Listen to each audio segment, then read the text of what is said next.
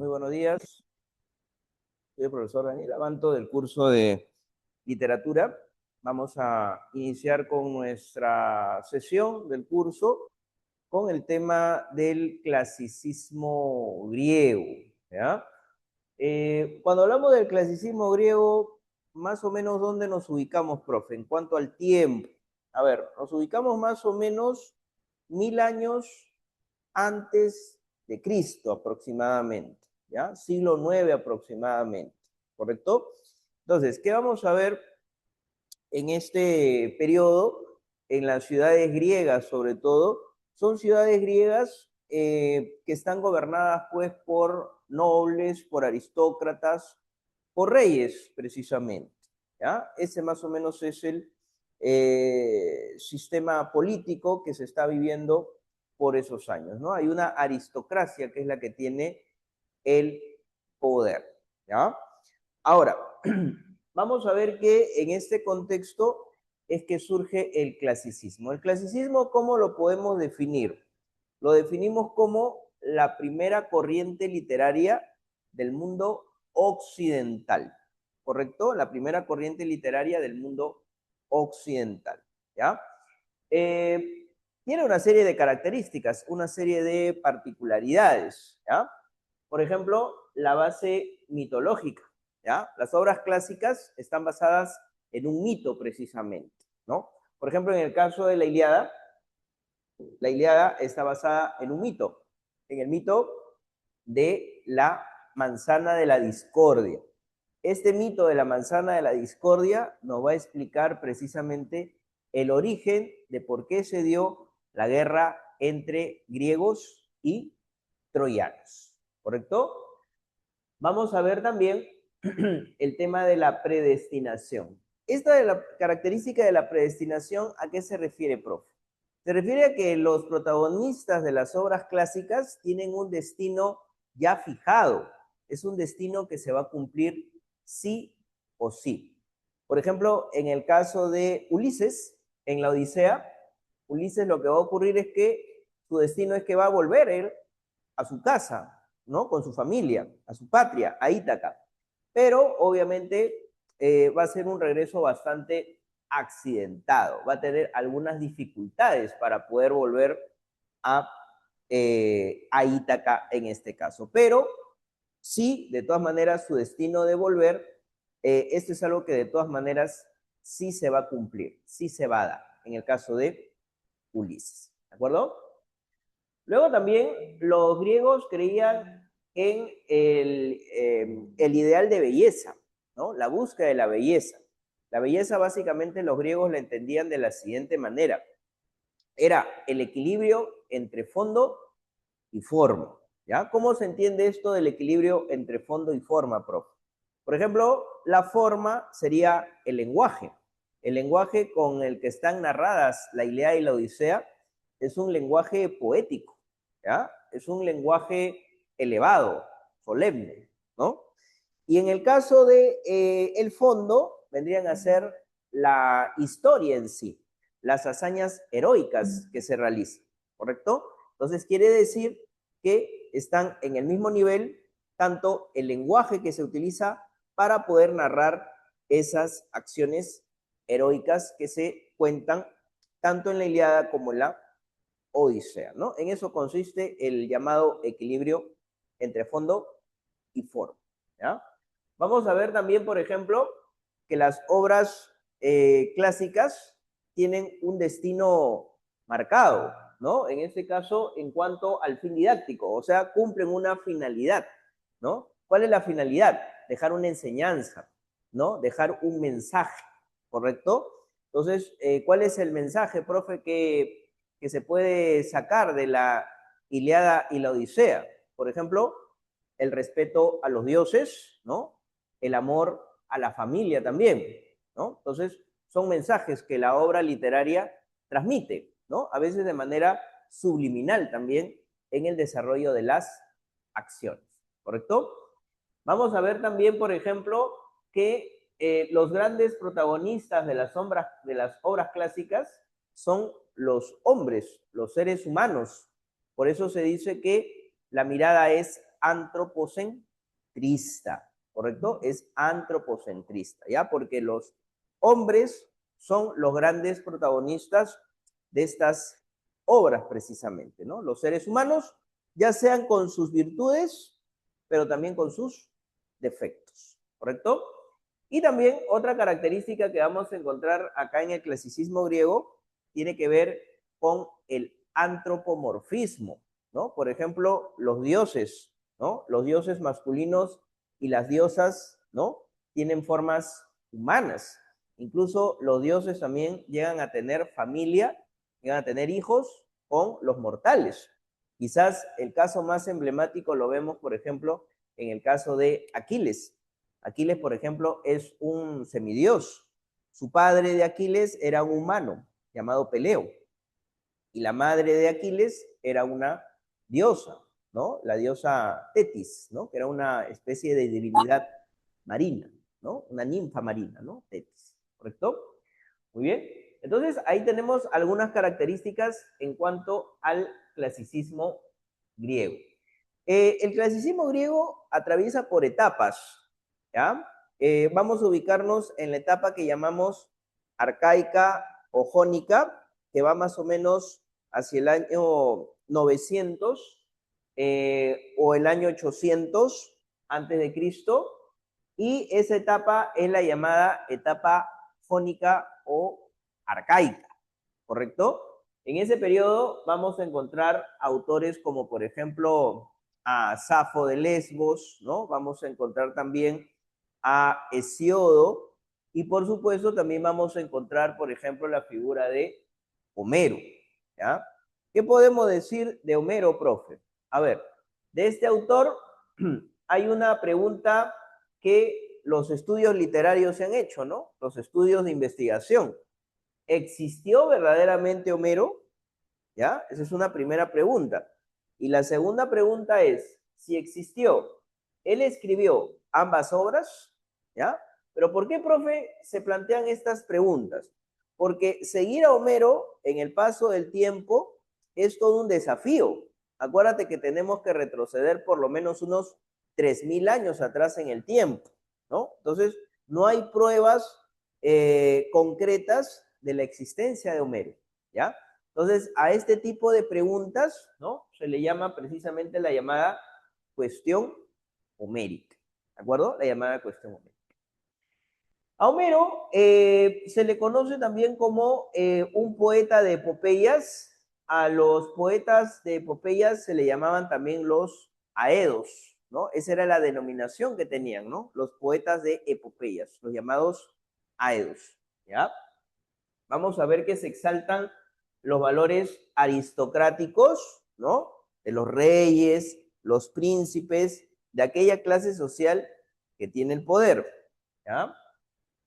Y por supuesto, tanto la Ilíada como la Odisea, que vamos a ver por acá, están basadas ambas obras en el llamado ciclo troyano. ¿Y el ciclo troyano a qué hace referencia, profe? Hace referencia a la guerra de Troya, precisamente. Por ejemplo, vamos a ver que hay algunos personajes en la Ilíada, ¿no? Como el caso, por ejemplo, de Ulises, ¿no? Que pelea a favor de los griegos, que aparecen en la Ilíada.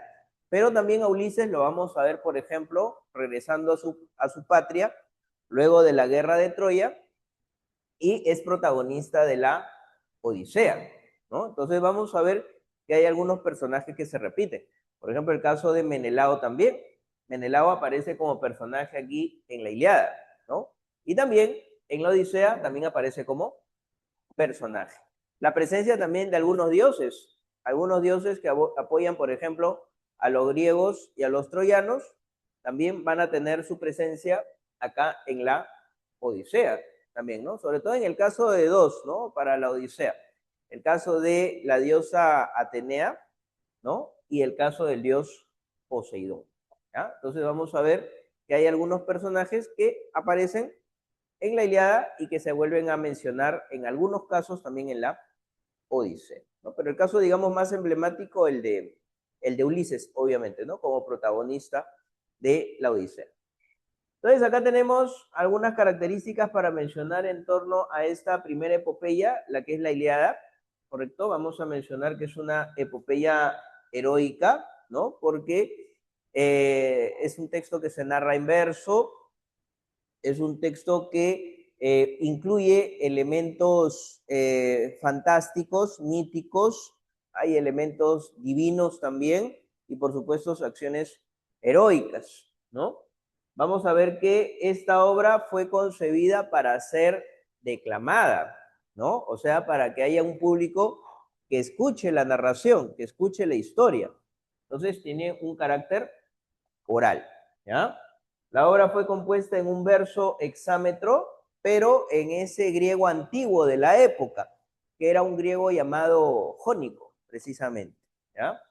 También tenemos acá la presencia de un narrador omnisciente. Acuérdate que el narrador omnisciente es el narrador que lo sabe todo, hasta los pensamientos de los personajes, ¿ya? Caso de la Ilíada. También tenemos por acá el uso de algunas figuras literarias, como por ejemplo el símil, que es una figura de comparación, y el epíteto, que es una figura que señala una cualidad de un personaje, ¿no? Por ejemplo, en el caso de Aquiles, lo llamaban con el epíteto de el de los pies ligeros. En el caso de Héctor, por ejemplo, era el de tremolante casco, ¿no? Esos son sus epítetos, ¿no? Y también la participación de dioses, dioses que, por ejemplo, apoyan al bando de los griegos, dioses que apoyan al bando de los troyanos. Por ejemplo, en el caso de los griegos, la diosa Hera apoya a los griegos, la diosa Atenea también, Tetis también apoya a los griegos, ¿no? El dios Hefestos, el dios herrero, ¿no? Apoya también a los griegos. En el caso de los dioses que apoyan a los troyanos, podemos mencionar, por ejemplo, el caso de Apolo o Afrodita, ¿no? Dentro de los más destacados, ¿no? En este caso, ¿sí? Y en cuanto al tema, el tema de la Ilíada gira en torno a la cólera de Aquiles y sus funestas consecuencias. Acuérdate que al inicio de la Ilíada, Aquiles entra en cólera con Agamenón, el rey de todos los reyes griegos. ¿Por qué entra en cólera contra Agamenón, prof? Porque Agamenón le había quitado a Aquiles su esclava, ¿no? Precisamente la esclava de Aquiles que se llamaba Briseida. Como Aquiles va a tomar esto como un insulto, lo que va a hacer Aquiles es retirarse del campo de batalla y ya no va a pelear más a favor del ejército de Agamenón, o sea, a favor de los griegos, ¿no?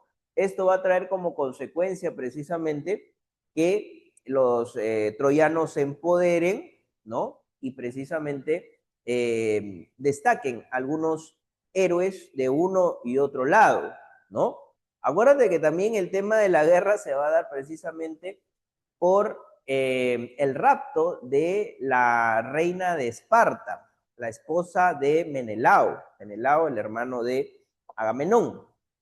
Precisamente Helena de Esparta va a ser raptada por un príncipe troyano, el príncipe París, precisamente, ¿no? Aunque algunos mencionan rapto, otros mencionan que en todo caso Helena sí se sentía atraída por París y finalmente va a terminar escapando con él, ¿no? Hacia la ciudad de Troya. Ese va a ser el punto, digamos, fulminante para que se desate esta guerra entre griegos y troyanos, ¿no? Entonces, ante la ausencia de Aquiles, por el bando de los troyanos, por ejemplo, van a haber algunos héroes que van a tener cierto protagonismo. Destaca sobre todo en el bando de los troyanos la figura del príncipe Héctor, el hermano mayor de París, ¿no?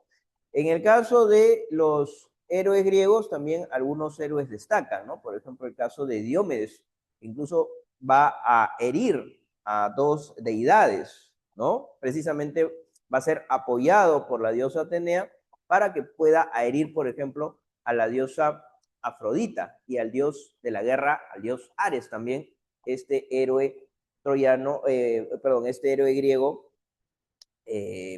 Diomedes precisamente, ¿no? Entonces, vamos a ver que hay un momento también en que van a haber algunos duelos que se van a dar. Por ejemplo, por el lado de los griegos va a intervenir Menelao. Menelao lo va a retar a duelo a París, a un desafío para ver quien gane o quien resulte triunfador en ese duelo, finalmente se lleve pues a Helena, ¿no? Para uno o para el otro bando. Al final, el duelo se realiza, pero también el duelo termina frustrado porque Menelao aparentemente ya estaba a punto, ¿no? De vencer a París y de matarlo precisamente, cuando en ese momento interviene la diosa Afrodita y lo termina salvando a París y lo lleva de regreso pues a la ciudad de Troya, ¿no? Acuérdate que Afrodita era la diosa del amor y es precisamente una diosa que favorece, ¿no? La relación que hay precisamente entre París y Helena, ¿no? Entonces lo que vamos a ver es que se van a dar otros enfrentamientos, otros duelos, y hay un momento también en que aquí aparece un personaje que va a cambiar el rumbo del desarrollo de la historia y de los acontecimientos de la guerra, que es el mejor amigo de Aquiles, Patroclo. Patroclo le va a pedir a Aquiles que regrese al campo de batalla. Aquiles se va a negar. Patroclo le va a pedir que le preste sus armaduras que Aquiles usaba y Aquiles va a acceder precisamente a ese pedido. Finalmente, lo que va a hacer Patroclo es salir y enfrentar a los troyanos que incluso ya atacaban los barcos que incluso eran también de Aquiles, ¿no? O sea, iban a chocar con él también. Pero en ese momento Patroclo sale a contrarrestar el ataque de los troyanos y finalmente logra empujarlos hasta bien lejos de la playa, ¿no? De donde era el campamento de los griegos. Ahí es donde lamentablemente el destino, ¿no? Hablamos del destino, ¿no? El destino le va a jugar mala suerte pues a Patroclo, ya que se va a enfrentar cara a cara con el mejor hombre que tienen los troyanos, que es precisamente Héctor. Y en ese duelo, en ese enfrentamiento, lo que va a terminar ocurriendo es precisamente la muerte de Patroclo, ¿no? Héctor se va a hacer precisamente de las armas de Patroclo, que eran de propiedad de Aquiles, y finalmente las va a tomar como trofeo de guerra.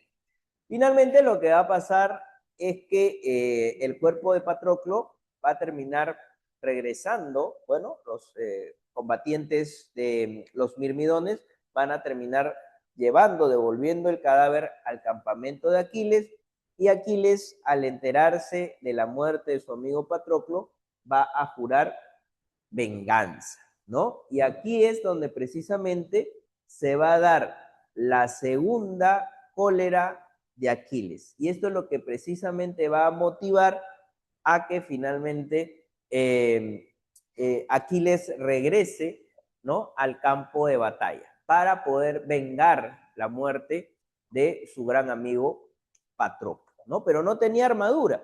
Entonces lo que va a hacer es pedirle ayuda a su mamá, ¿no? A Tetis, para que finalmente vaya al Olimpo y hable con el dios Hefestos para que puedan hacer una nueva armadura para él, ¿no? Para Aquiles.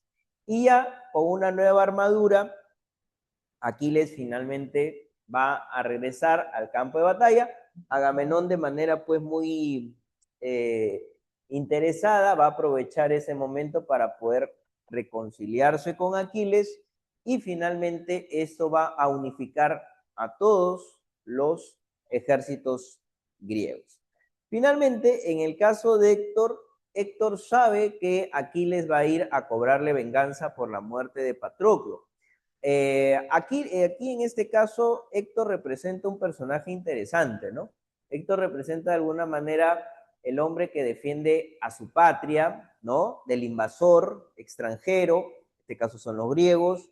Héctor también es un hombre de familia. Héctor es un hombre que tiene esposa, tiene hijos, es muy querido y respetado por todos los troyanos, Su propia familia, su propio padre, su madre y su esposa le piden que por favor no vaya a combatir. Pero Héctor obviamente tiene un deber que cumplir y va a ir a cumplirlo enfrentándose precisamente contra Aquiles, ¿no? Hay un primer momento en que ambos pactan inclusive, ¿no? Bueno, Héctor buscaba pactar con Aquiles, Aquiles no quiere pactar en nada, la cólera y la furia lo tiene nubilado a Aquiles. Héctor le propone, le dice que el que resulte muerto va a recibir los honores correspondientes a un funeral, pero en el caso de Aquiles rechaza cualquier tipo de arreglo, cualquier tipo de convenio y le dice a Héctor que de una vez combatan, que peleen. Hay un primer momento en que la pelea se torna bastante pareja, ¿no? Pero, bueno, están enfrentándose dos hombres en donde uno es un semidios, el otro es un mortal, el otro tiene una armadura hecha por los dioses, ¿no? Aquiles, por otro lado, también está con toda la cólera y la ira encendida. Entonces, lamentablemente, si bien es cierto, Héctor va a pelear con mucho valor, pero lamentablemente el destino ya estaba fijado para que Héctor muriera. Y lamentablemente, Héctor va a morir en ese duelo, en ese enfrentamiento que va a tener contra Aquiles. Aquiles muy enfurecido va a amarrar su carro, el cadáver de Héctor a su carro tirado por caballos y finalmente va a terminar arrastrándolo y dando vueltas alrededor de la ciudad de Troya para que todos los familiares, todos los amigos de Héctor, toda su gente, vea cómo su campeón ha sido derrotado precisamente, ¿no? Luego de unos días, lo que va a ocurrir precisamente es que el padre de Héctor, el rey Príamo, va a pedir precisamente que Aquiles le devuelva el cadáver, incluso el mismo rey Príamo va a conversar con Aquiles. Aquiles en un primer momento se niega, no quiere devolverle el cadáver, pero Príamo utilizando palabras sabias, ¿no? Siendo bastante persuasivo, ¿no? No hablándole como un enemigo, ¿no? Sino utilizando palabras de padre, ¿no? Lo va a conmover, ¿no? Incluso Aquiles también va a recordar en la figura de Príamo a su papá también, ¿no? A Peleo. Y eso va a hacer que un poco el corazón de Aquiles se ablande. Y finalmente va a acceder precisamente a que termine por entregar, devolver el cadáver de Héctor. La Ilíada, ¿cómo concluye, profe? La Ilíada concluye precisamente con los funerales del príncipe Héctor en este caso, ¿sí? Y eso es lo que podemos señalar en torno a la Ilíada, ¿sí? La otra obra que vemos por acá, muchachos, es la Odisea. La Odisea también es una epopeya heroica, el carácter es oral, el verso hexámetro que se emplea, el narrador, acá sí vemos una diferencia en cuanto al estilo, ¿ya? Porque en la Ilíada el narrador solamente es omnisciente. En cambio, en la Odisea el narrador es omnisciente, pero también narrador personaje. ¿Cuándo el narrador se torna personaje? Cuando Ulises empieza a contarle al rey Alcino, ¿no? Todas sus aventuras que ha tenido, ¿no? Entonces ahí aparece un narrador en primera persona, ¿no? Que es el propio Ulises. El uso de epítetos también, por ejemplo, a Ulises lo conocen con diversos epítetos, lo conocen como el astuto, ¿no? También lo llaman el experto en ardides, ¿no? O sea, experto en hacer trampas, Ulises.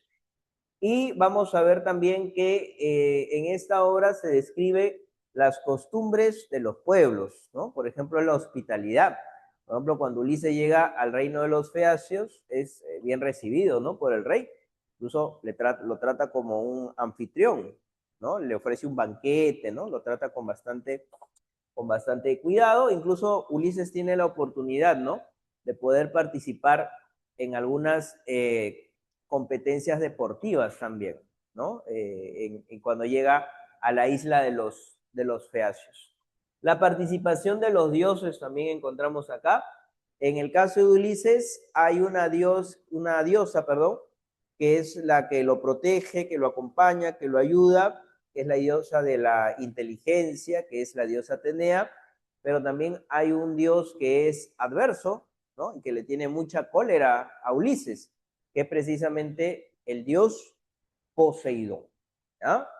Y en el caso del tema de la Odisea, el tema gira en torno al retorno de Ulises, el amor a la familia y a la patria, que es en este caso Ítaca.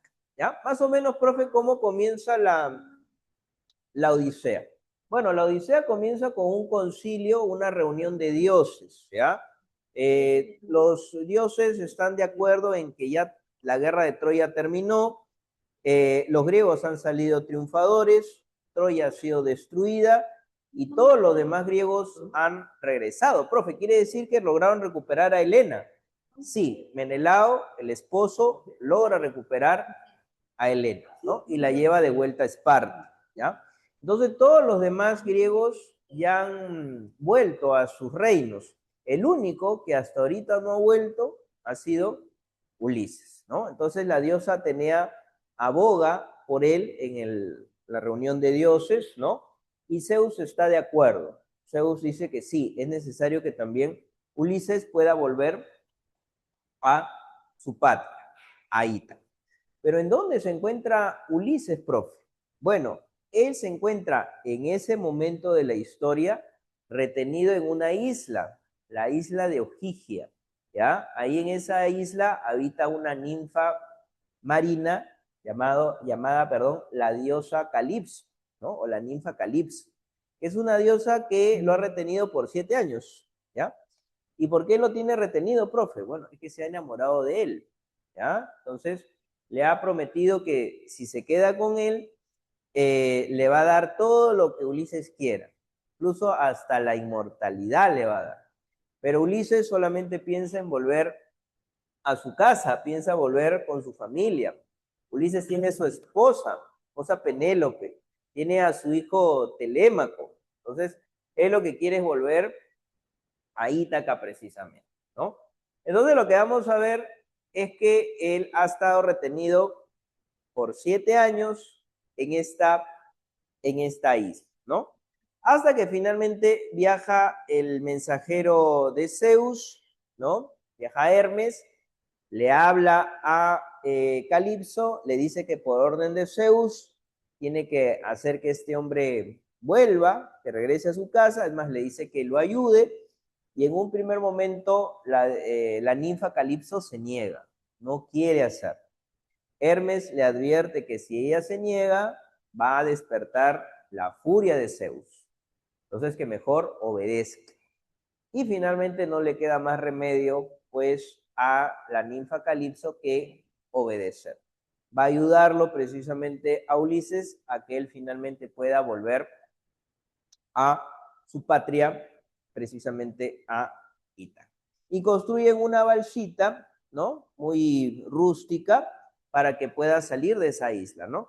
Y cuando él está ya en el mar, un olón inmenso, mandado por Poseidón, hace que la barquita prácticamente esté destruida y él a duras penas pueda llegar a la isla de los Feacios, ¿no? En ese momento, cuando llega a la isla de los Feacios, es donde él empieza a contar todas sus aventuras precisamente que ha tenido. Pero vamos a dejarlo ahí un ratito, ahí Ulises, llegando ante el rey Alcino precisamente. Mientras tanto, en Ítaca, ¿qué está pasando, profe? En Ítaca lo que está ocurriendo es que todo es un caos, una anarquía. Hay un grupo de hombres llamados los pretendientes que se quieren hacer del poder de Ítaca y no solamente quieren hacerse del poder, sino también quieren hacerse de la reina Penélope, ¿no? Penélope, para mantener a raya a estos pretendientes, ha usado un estratagema, ¿no? Ha tratado de ganar un poco de tiempo diciendo que ella está terminando de hacer un telar, un manto, y cuando termine ese telar, ese manto, ahí va a poder escoger entre los pretendientes a un nuevo esposo. Y a Penélope siempre la vemos muy afanosa en el día trabajando, pidiendo tijeras, hilos, telas, ¿no? Y en la noche descose todo lo que ha trabajado en el día, para que al día siguiente vuelva a empezar, ¿no? Entonces, esa es una forma para poder ganar tiempo hasta que espera la vuelta de Ulises precisamente, ¿no? Hasta que lamentablemente, bueno, se llegan a enterar los pretendientes de esa trampa que está haciendo Penélope y la descubren. Y la obligan a que elija de una vez un esposo entre ellos. Entonces ahí aparece el hijo joven que tiene Ulises, muchacho de unos 20 años, ¿no? Que es Telémaco, le dice que a los pretendientes que él va a escoger o le va a decir a su mamá que escoja entre ellos a uno de los pretendientes en el caso de que él averigüe precisamente, ¿no? Si es que su padre ha fallecido, ¿no? O sea, lo que va a hacer Telémaco es buscar noticias precisamente de su padre, ¿no? Entonces, los pretendientes obviamente no quieren que esto ocurra, es más, planean hasta matarlo a Telémaco, estos pretendientes bien malosos. Pero como Telémaco va a tener el apoyo, la asistencia de la diosa Atenea, pues va a poder escapar de las trampas, ¿no? De asesinato que querían pues estos pretendientes provocar en Telémaco, ¿no? Telémaco finalmente viaja a algunos lugares, ¿no? Para poder saber noticias, viaja a Pilos a entrevistarse con el rey Néstor, que es griego, ¿no? Viaja también donde el rey Menelao, o el rey de Esparta, y Menelao le informa efectivamente que sí hay noticias de su padre, que hace algunos días estuvo en el reino de los Feacios y que seguramente ya está de vuelta en Ítaca. Es más, si ahorita Telémaco se va, probablemente se encuentren ahí en el camino, ahí en Ítaca precisamente. Y eso obviamente llena de alegría, llena de esperanza precisamente a Telémaco de que va a encontrar a su padre vivo, ¿no? Su padre está vivo precisamente, no ha muerto, ¿no? Mientras tanto, en el reino de los Feacios, Ulises había contado sus aventuras, ¿no? Dice que le contó al rey de los Feacios lo siguiente, ¿no? Dice que cuando salieron de Troya, pasaron un sinfín de aventuras, ¿no? Pasaron por el país de los Lestrigones, luego pasaron por la isla de los Lotófagos, había una planta que si tú la comías, esta planta te provocaba amnesia, te olvidabas de quién eras, ¿no? Algunos hombres de Ulises se quedan comiendo esta planta y ya no piensan en volver a Ítaca. Luego también llegan hasta el país de los cíclopes que eran criaturas de gran tamaño y se caracterizaban por tener un solo ojito. Ahí Ulises, haciendo gala de su astucia y de su maña, logra herir al cíclope, dejándolo ciego del único ojito que tenía acá el cíclope. El detalle es que este cíclope era hijo de el dios Poseidón, y precisamente Poseidón, por este insulto que le han hecho a su hijo Polifemo, ¿no? El cíclope Polifemo, es que siempre va a querer cobrar venganza y acabar con la vida de Ulises, ¿no? Luego llegan a una isla, la isla de Eea, donde son convertidos los hombres de Ulises en animales, en cerdos. A Ulises no lo convierte en cerdo porque esta bruja llamada Circe, quería tener intimidad precisamente con Ulises, ¿no? Ulises tiene que complacerla a esta maga para que la convierta en su aliada y finalmente esta bruja, esta maga, finalmente lo termina ayudando a Ulises para poder encontrar el camino de regreso, porque hasta ese momento los hombres de Ulises y Ulises estaban totalmente perdidos, ¿no? Pero el camino que le señala es un camino bastante peligroso. Primero lo que le recomienda a Circe es que vaya a los infiernos y ahí se entreviste con el adivino Tiresias, ¿no? Y Tiresias, previo sacrificio de una ovejita, ¿no? Le va a revelar el camino de regreso a Ítaca, ¿no? Que es un camino, como te he mencionado, muy peligroso, plagado de criaturas mitológicas terribles, las sirenas, el monstruo Escila, el monstruo Caribdis, ¿no? Y en ese recorrido, muchos de los hombres de Ulises van a terminar muriendo, ¿no? Hasta que los pocos sobrevivientes que llegan, que quedan, llegan finalmente hasta la isla de las vacas sagradas del dios Sol. ¿Qué hacían estos hombres de Ulises? Tenían una mala costumbre, llegaban, comían ahí sin preguntar lo que había, y matan a una de las vacas de este dios Sol, el dios Sol se queja ante Zeus, Zeus manda una tormenta, una tempestad, y prácticamente mueren casi todos o todos los hombres que acompañaban a Ulises. El único sobreviviente, Ulises, nada más, ¿no? Y estas aventuras que te digo duran más o menos unos 3 años. Finalmente, Ulises solito llega hasta la isla de, de Calipso, ¿no? A la isla Ogygia, y ahí es retenido por 7 años. O sea, en total, todas las aventuras de Ulises suman un total de 10 años. Profe, pero ¿y la guerra de Troya, profe? La guerra de Troya duró 10 años. Y 10 años demoró en Ulises en volver. O sea, Ulises estuvo fuera de su patria 20 años, jóvenes. Imagínate. Bueno. Entonces, finalmente, cuando termina de contar sus aventuras, el rey Alcino se compromete a ayudar. Promete hacer un gran banquete, un gran sacrificio para Poseidón, para que el viaje de Ulises a Ítaca sea tranquilo. Finalmente Ulises llega a Ítaca y la diosa Atenea, para que Ulises pase desapercibido, lo maquilla con su magia, ¿no? Como si fuera un anciano mendigo, y para que Ulises también quiera saber quiénes han sido fieles a él y quiénes no, quiénes lo han traicionado, ¿no? Entonces acá encuentra algunos criados que sí le han sido fieles, como el señor que le cuidaba a sus chanchitos, ¿no? También había una nana que también esperaba el regreso de Ulises, ¿no?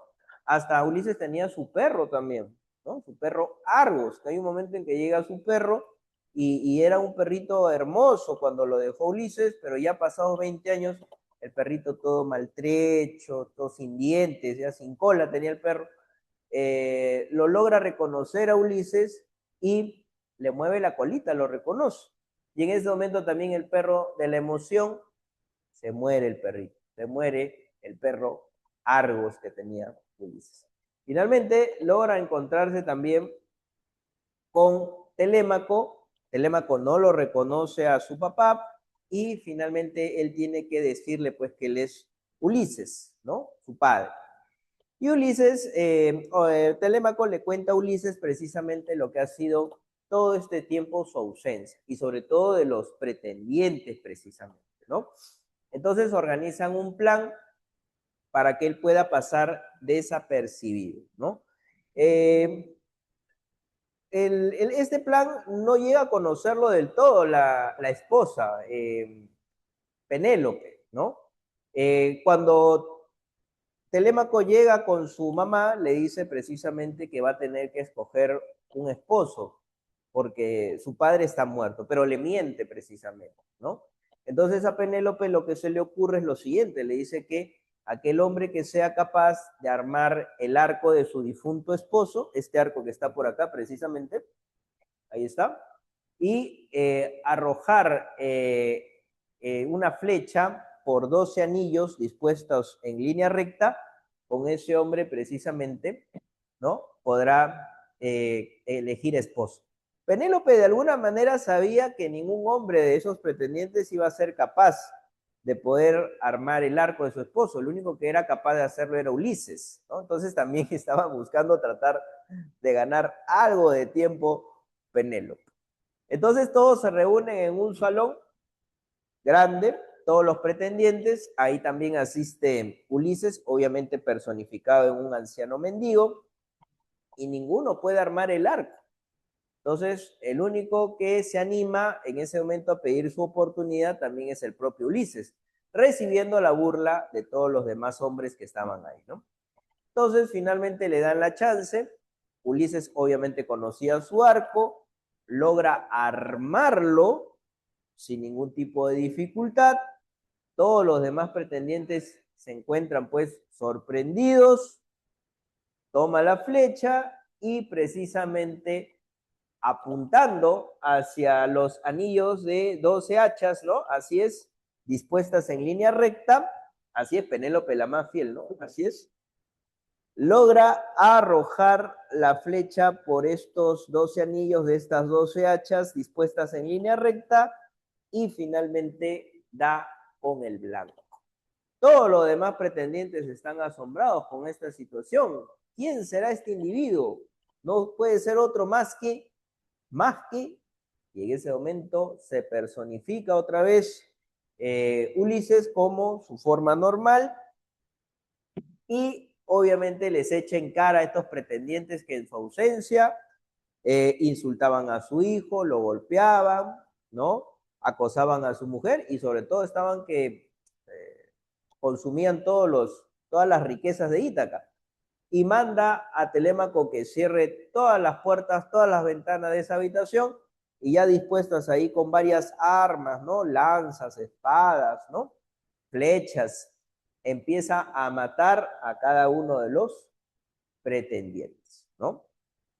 Una vez hecho esto, lo que hace Ulises es ir a buscar a su señora, a su habitación. Y en un primer momento, Penélope no quiere hacer caso a Ulises, ¿no? Toca la puerta, no le abre la puerta, dice, abre, soy yo, tu esposo. No, mi esposo está muerto, está muerto. ¿Cómo va a estar muerto? Estoy hablando, le dice, soy yo, tu esposo. No, mi esposo está muerto, está muerto. Entonces Ulises dice, ¿y ahora cómo hago para convencer acá a mi señora de que yo soy su esposo? Entonces lo único que se le ocurre a Ulises es lo siguiente.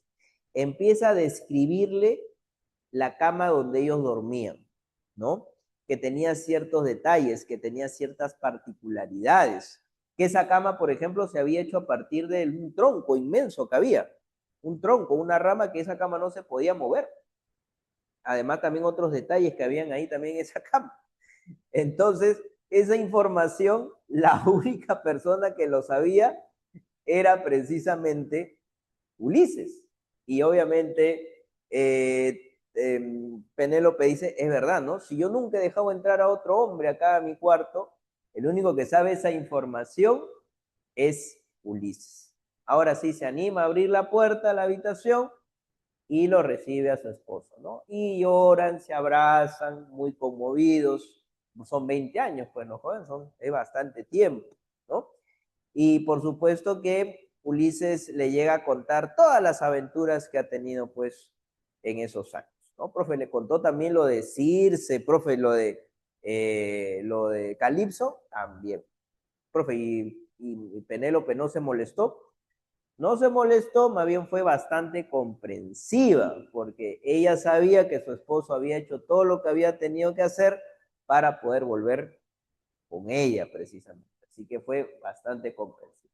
Así es. Muy bien.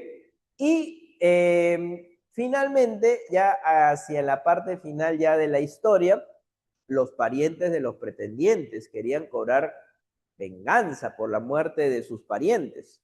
Entonces querían matarlo a Ulises. Entonces como que se iba a hablar un conflicto ahí entre los propios habitantes de Ítaca, ¿no? Entre los itacenses, ¿no? Entonces baja finalmente la diosa Atenea y termina por reconciliar a ambos bandos, ¿no? Y finalmente se firma la paz en Ítaca. Y así concluye la otra obra que les acabo de hacer referencia, jóvenes, en este caso, la Odisea. ¿Sí? Muy bien. Listo. Entonces vamos ahora a ver la parte de las preguntas. A ver, vamos por las preguntas. A ver, un segundito.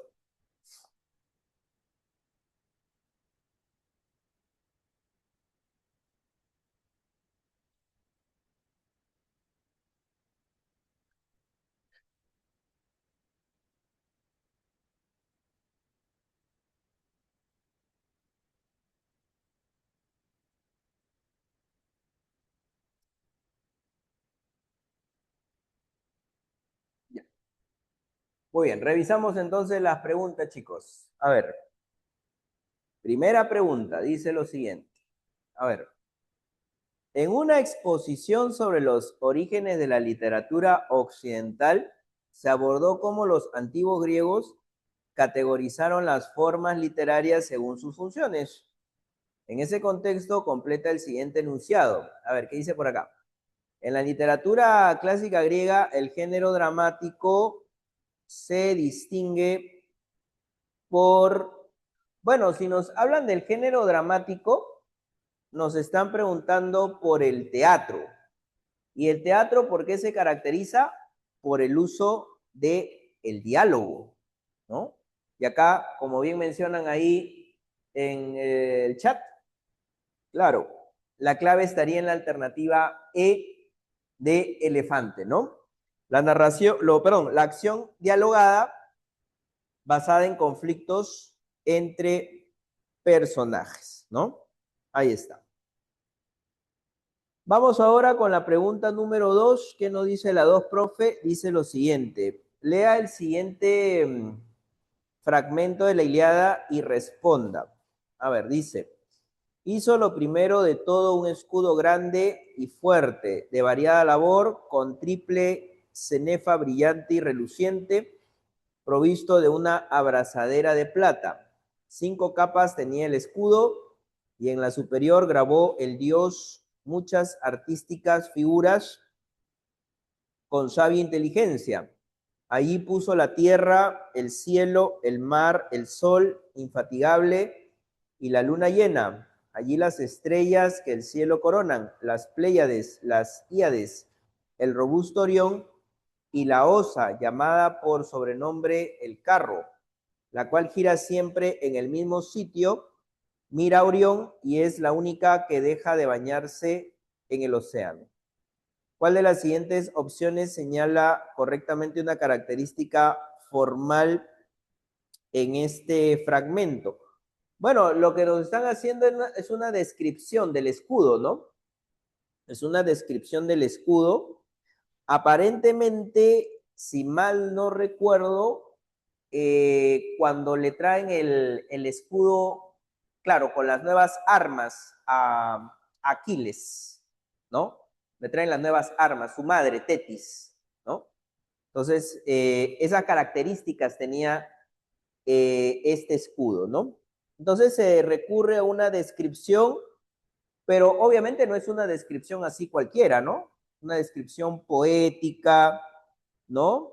Con una riqueza visual, ¿no? Incluso nos dicen que en el escudo había las estrellas, dice, ¿no? Una constelación ahí de estrellas, ¿no? Claro. Entonces ahí la clave en la número 2, dedo. 2 dedo. 3. Para los griegos o para los héroes griegos, el honor es un valor supremo. Por ello, Héctor prefiere luchar y morir antes que huir deshonrado. Claro, ¿no? Ahí, por ejemplo, Héctor, ¿no? Héctor sabe que se va a enfrentar a un rival que es mucho más fuerte que él, ¿ya? Que le va a ganar, que lo va a matar, ¿no? Un cobarde que hubiera hecho, no, mejor no peleo, ¿no? Claro, pero obviamente si Héctor hacía eso, iba a ser deshonrado. ¿Ya? Entonces ahí la clave en la número 3, la B de barco. 3, barco. 4. Los héroes aqueos y troyanos se enfrentan en duelos y combates colectivos, mostrando su destreza y coraje ante la mirada de los dioses y sus compañeros. Las acciones de Aquiles, Héctor y otros guerreros están marcadas por la búsqueda de gloria y el deseo de proteger a su pueblo. ¿Qué elemento temático predomina en estos enfrentamientos descritos en la Ilíada? Claro, sería ahí, si se habla de combates, se está hablando ahí de el valor en batalla, ¿no? Claro, y si se habla de proteger a su pueblo, ¿no? Se está hablando del amor a la patria, ¿no? Por ejemplo, Héctor, ¿no? Héctor tiene que defender a Troya del invasor, ¿no? Claro. Entonces, ahí la clave en la 4, avión. 4, avión. 5. A partir del fragmento de la Ilíada, analice los siguientes enunciados sobre los funerales de Héctor y su significado en la obra. Así habló, derramando lágrimas, y excitó en todos vehemente llanto. Y Helena fue la tercera en dar principio al funeral lamento. Héctor, el cuñado más querido de mi corazón. Mi marido, el deiforme París, me trajo a Troya. Ojalá me hubiera muerto antes. Y en los 20 años que van transcurridos desde que vine y abandoné la patria, jamás he oído de tu boca una palabra ofensiva o grosera. Y si en el palacio me increpaba alguno de los cuñados, de las cuñadas o de las esposas de aquellos o la suegra, pues el suegro siempre fue cariñoso como un padre, contenía su enojo aquietándolos con tu afabilidad y tus suaves palabras. Con el corazón afligido, lloro a la vez por ti y por mí, desgraciada, que ya no habrá en la vasta Troya quien me sea benévolo, mi amigo, pues todos me detestan, ¿no? Bueno, la que ha hablado acá ha sido Helena, ¿no? La que ha hablado acá ha sido Helena. El dolor expuesto por Helena refleja la importancia de los vínculos familiares y el respeto por los muertos en la cultura griega antigua. Bueno, obviamente ya se sabe acá la muerte de Héctor, ¿no? O sea, lo que está diciendo Helena es recordando cómo Héctor la defendía, ¿no? Acuérdate que ella era extranjera, ella ha sido la causante de la guerra, ¿no? Entonces, entre la familia de París, entre la familia de Héctor, pues comentaban, ¿no? No la veían con buenos ojos, ¿no? A excepción del suegro, dice que el suegro sí la trataba bien, y Héctor también, ¿no? Claro. La primera es verdadera. La segunda, la presencia de Helena en el lamento colectivo es una señal de deshonra, pues es la legítima esposa de Menelao. A ver, interesante esa afirmación. Acá la están dando como falsa, ¿no? La presencia de Helena en el lamento colectivo es una señal de deshonra, pues es la legítima esposa de Menelao. Bueno, al menos en el fragmento en sí no se está aludiendo a esto de su matrimonio con Menelao. Ahora, de alguna manera, ella ya es parte de esa familia en Troya, ¿no? Con París, ¿no? Que es su pareja, ¿no? Eh, Habría que en todo caso ahí ser bastante cuidadoso con esta afirmación, ¿no? Claro, nosotros sabemos que obviamente ella seguía siendo esposa de Menelao, pero en relación a ese fragmento en sí no se está aludiendo, ¿no? Al tema del matrimonio que ella tiene con Menelao. Así que esa afirmación, al menos tomando en cuenta el contexto del fragmento, sí sería falso, ¿no? Al menos en ese contexto del fragmento. Y la última dice, el rito funerario de Héctor simboliza la restauración del orden y de la dignidad en la ciudad de Troya a pesar de la derrota inminente. Bueno, sí, luego de la muerte de Héctor, ¿no?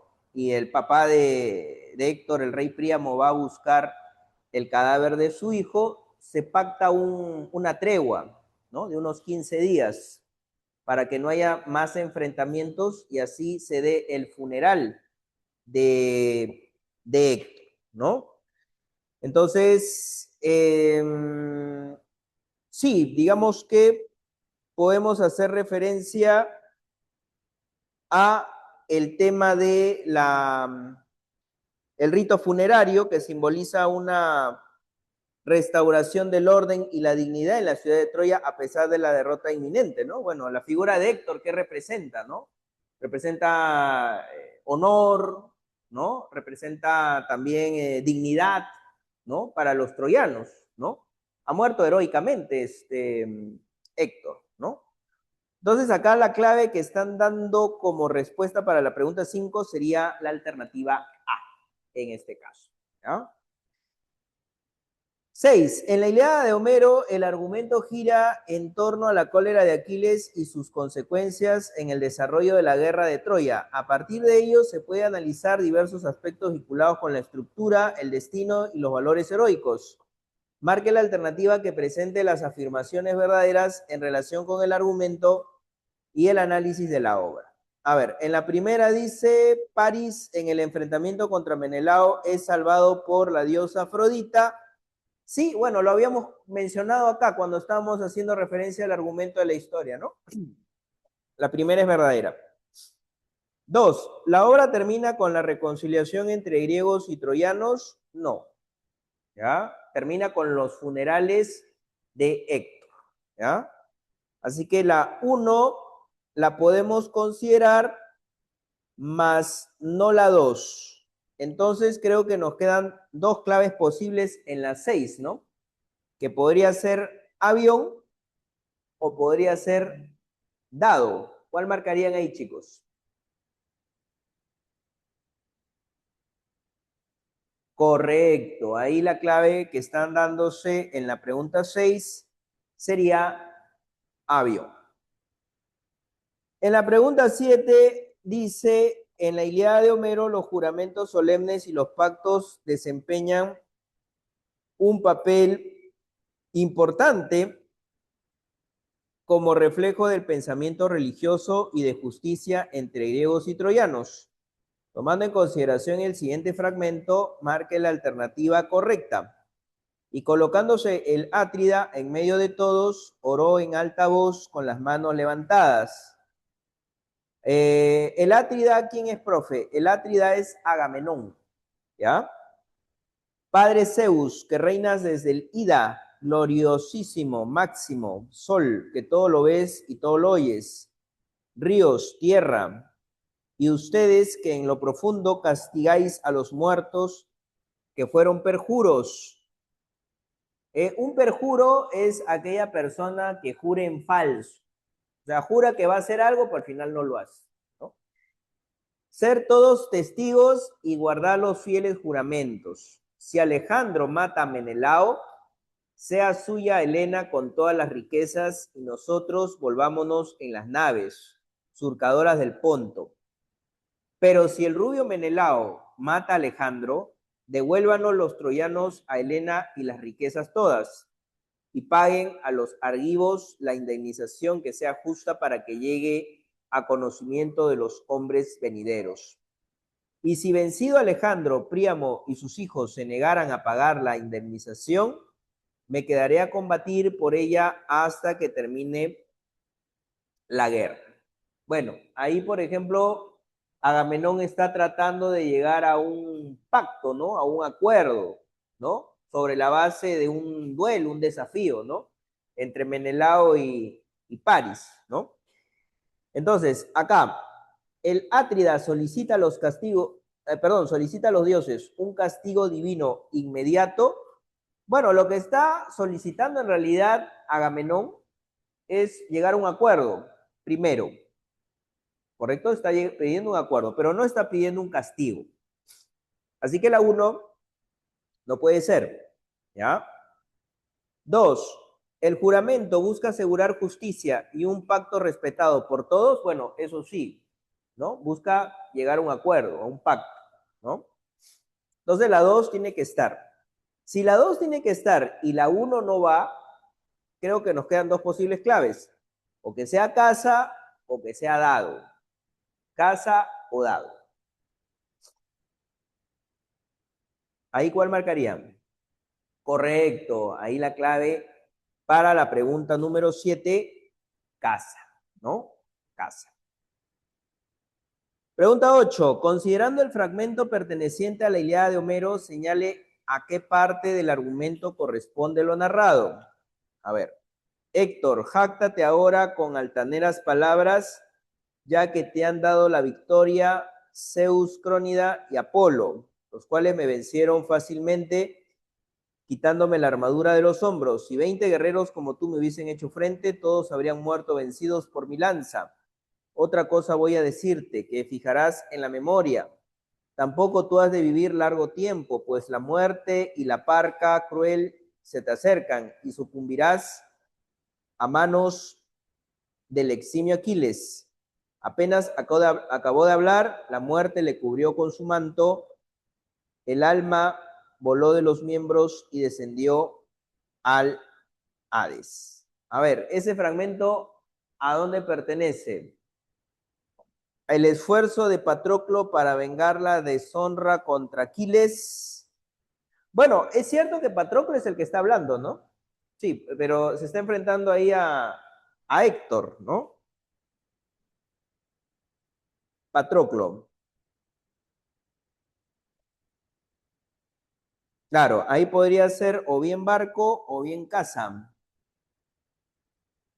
Pero nos hablan también de que el personaje que ha matado a Héctor, su alma ha descendido al Hades, o sea, ha muerto, ¿no?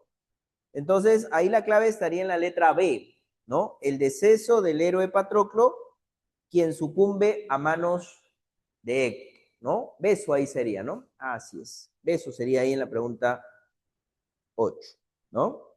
Ahí está. Claro. Claro, algún joven dirá, profe, pero ¿cómo sabe que es Patroclo? Al inicio de la pregunta lo menciona, ¿no? Dice, con lánguida voz le respondiste, caballero Patroclo. O sea, el narrador cuenta que Patroclo dijo eso. El Patroclo es el que está hablando. ¿Ya? 8 barco. Pasamos ahora a la número 9. La 9, ¿qué dice, profe? A ver, la Odisea de Homero presenta rasgos formales propios del poema épico. Uno de estos rasgos es el uso de estructuras repetitivas que ayudan a conservar la musicalidad del relato. Además, destaca el uso constante para identificar a los personajes, así como la presencia de un narrador que narra los hechos que superan la experiencia individual. Bueno, si supera la experiencia individual, el narrador es omnisciente, ¿no? Y claro, ahí el uso de epítetos, ¿no? El uso de epítetos, ¿no? Por ejemplo, en el caso de Ulises, el astuto, ¿no? ¿No? El experto en ardides también, ¿no? Entonces ahí en la pregunta 9, la clave sería avión. 10. A partir de los siguientes fragmentos de la obra Odisea, marque la alternativa que presente una característica formal. A ver, dice, así holgaban en celebrar el festín dentro del gran palacio de elevada techumbre los vecinos y amigos del glorioso Menelao. Un divinal aedo estábales cantando al son de la cítara y tan pronto como tocaba el preludio, dos saltadores hacían cabriolas en medio de la muchedumbre. Por la tarde vi retornar al cíclope con el rebaño de hermoso vellón que venía de pacer e hizo entrar en la espaciosa gruta a todas las pingües reses, sin dejar a ninguna dentro del recinto, ya que porque sospechase algo o ya porque algún dios se lo ordenara. Bueno, hemos mencionado que en el caso de la Odisea, a diferencia de la Ilíada, en la Odisea encontramos hasta dos narradores, ¿no? Por ejemplo, en el caso del primer fragmento sería un narrador omnisciente y el segundo fragmento sería un narrador personaje, ¿no? Entonces ahí en la pregunta 10 sería avión en este caso, ¿no? Avión. La pregunta 10, avión. Pregunta 11, tenemos por acá, dice, seleccione la alternativa que representa de mejor manera el tema del destino en la obra Odisea de Homero. Creo que lo habíamos mencionado cuando explicamos acá la característica de la predestinación, ¿no? En cuanto a que el destino de Ulises u Odiseo era que él iba a volver a su casa, ¿no? Entonces aquí Odiseo cumple su regreso porque así ya estuvo establecido. Tan establecido estaba que incluso hasta hubo reunión de los dioses, ¿no? Los dioses ya habían definido que Ulises de todas maneras iba a volver a su casa, con su familia, ¿ya? Así que ahí en la pregunta 11, la clave estaría en la letra D de dad, ¿ya? Bien, vamos con las otras preguntitas por acá. A ver, tenemos ahí la número 12. Dice, en la Odisea de Homero, el tema del regreso articula el viaje del héroe como una travesía física y simbólica hacia la restauración de su identidad, su hogar y su posición como rey.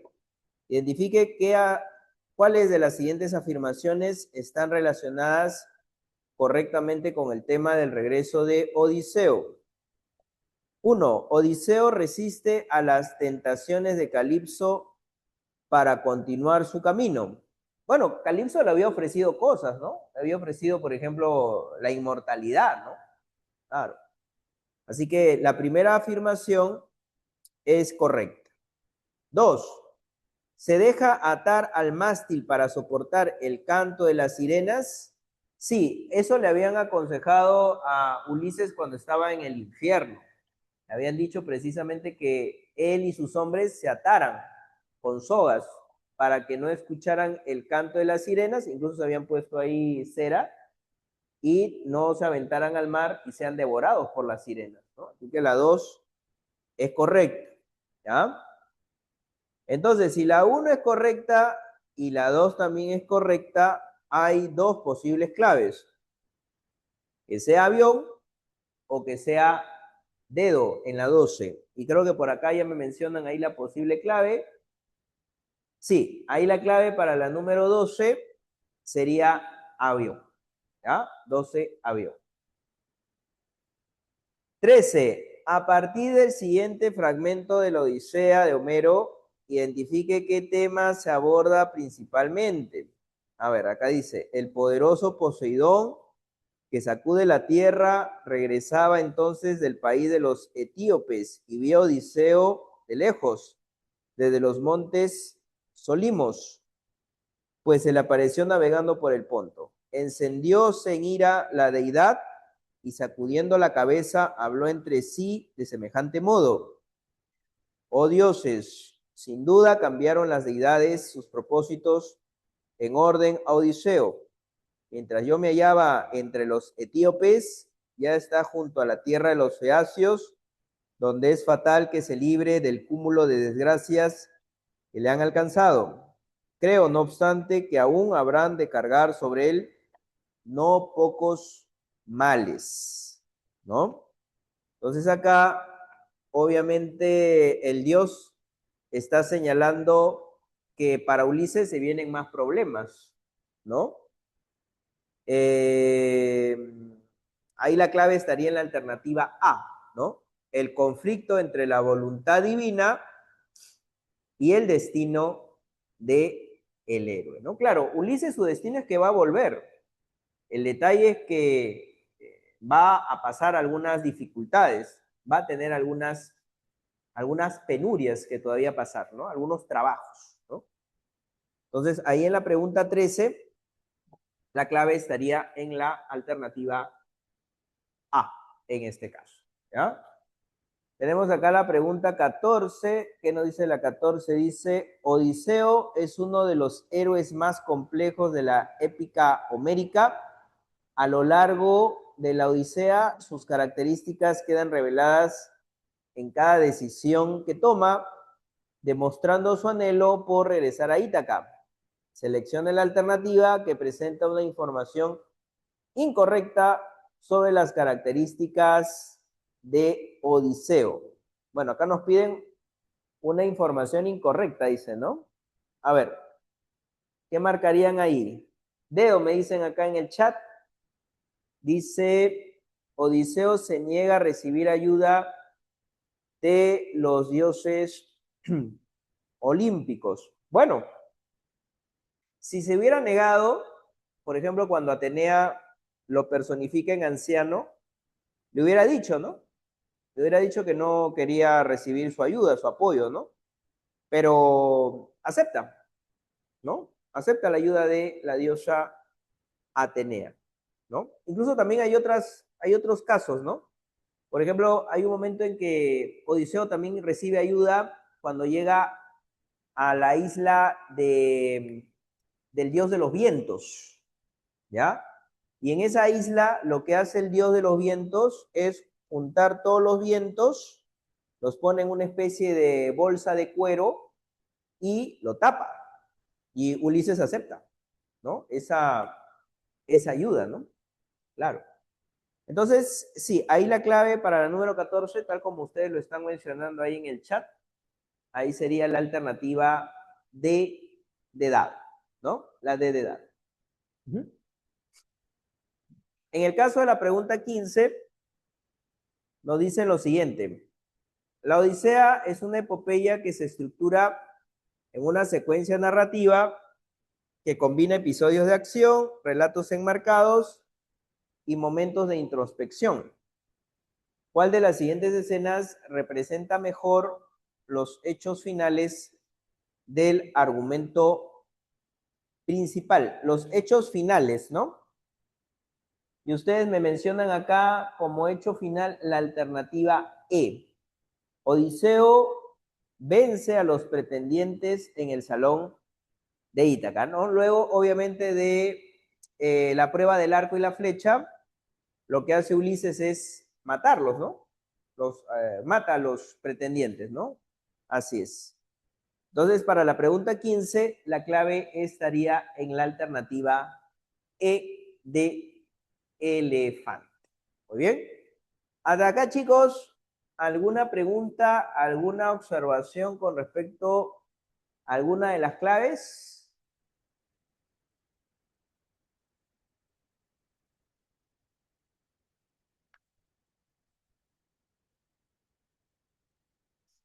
Ahora, me parece que este tema, me parece, digo, que sería clasicismo griego 1,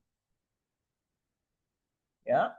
Me parece que quedaría pendiente la parte de la tragedia, ¿no? Que en este caso ya cuando hablamos de tragedia, hablaríamos, ¿no? De Edipo Rey, ¿no? Edipo Rey, ¿no? Yo me imagino que eso ya va a ser seguramente motivo de clase para la siguiente semana, ¿no?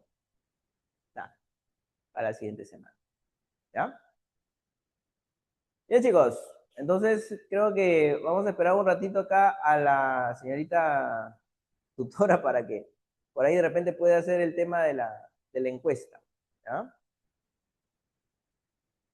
Ah, de la tragedia.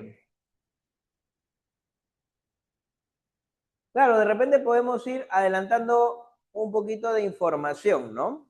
A manera de preguntas, ¿no? Claro. Por ejemplo, en el caso de la tragedia griega, lo ubicamos no en este periodo, no en el siglo IX, sino la tragedia griega ya la ubicamos hacia el siglo V. O sea, estamos hablando más o menos 600, 500 años antes de Cristo. ¿Ya? Acá vemos que ya, por ejemplo, las ciudades griegas tienen un mayor desarrollo comercial.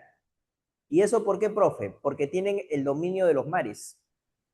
Acuérdate que por esos años se habían dado las guerras contra los persas, las llamadas guerras médicas. Entonces, luego de muchos años de guerra, los griegos finalmente resultan triunfadores y se hacen del mar. Entonces, si se hacen del dominio marítimo, hay un desarrollo económico comercial, ¿no? Entonces, eso va a repercutir, ¿no? Favorablemente en el desarrollo de la cultura, en el desarrollo de la literatura, ¿no? Y ahí es donde empiezan ya a desarrollarse las tragedias, ¿no? Entonces la gente como que tiene un poquito más de tiempo, mejor economía, ¿no? Para ir y asistir, pues, a ver una obra de teatro, a ver una tragedia, ¿no? Entonces, ese es un poquito el contexto. Ahora, Los orígenes. Si a nosotros nos preguntaran cuáles son los orígenes de la tragedia griega, ¿qué responderían ustedes? ¿Cuáles serían los orígenes de la tragedia griega?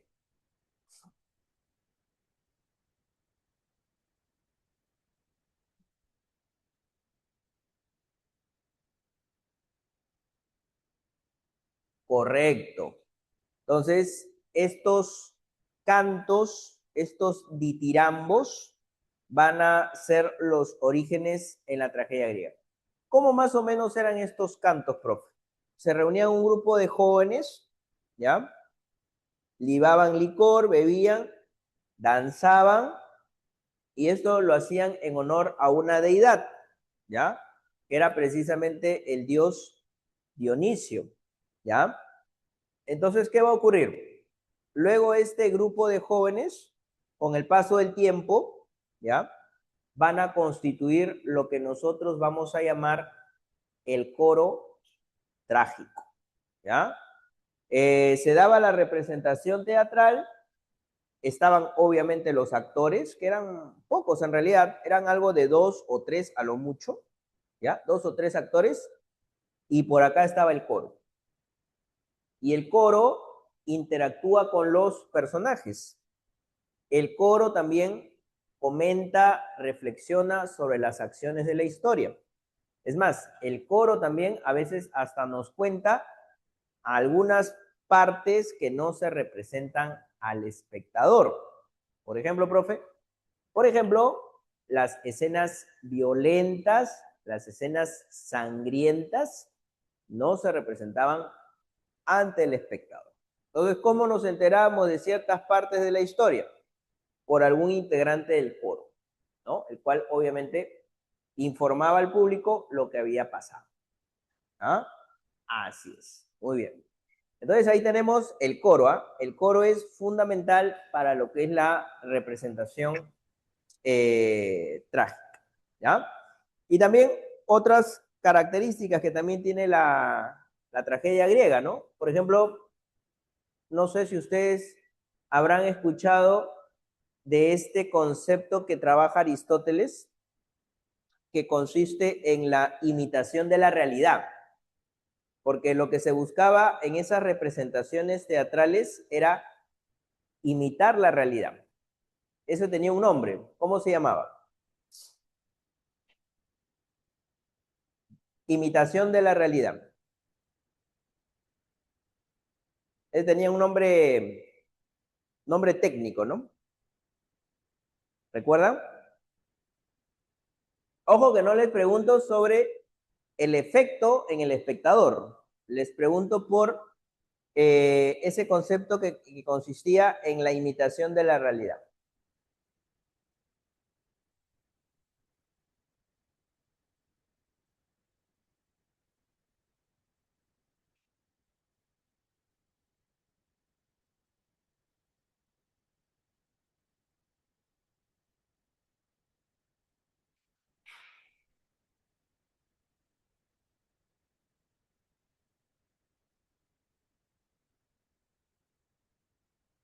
Claro, se lo digo, a ese efecto de imitación de la realidad se le llamaba la mímesis, ¿ya? La mímesis, imitación de la realidad, ¿correcto? Imitación, se buscaba en el escenario imitar la realidad, o sea, una copia fiel de la realidad, ¿ya? Ahora, lo otro que seguramente es un concepto mucho más conocido y que ustedes seguramente manejan, era el efecto que producía la tragedia en el espectador, ¿ya?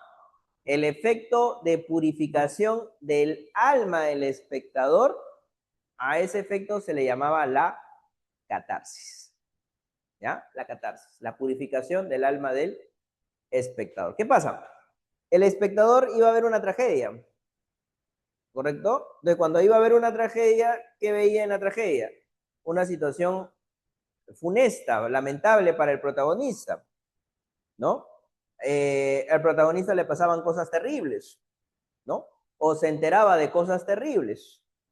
Entonces el espectador decía, oye, qué pena por lo que le está pasando al protagonista de la historia. Qué terrible, me siento mal por él, siento pena por él. Entonces, esa era precisamente la llamada catarsis. ¿Ya?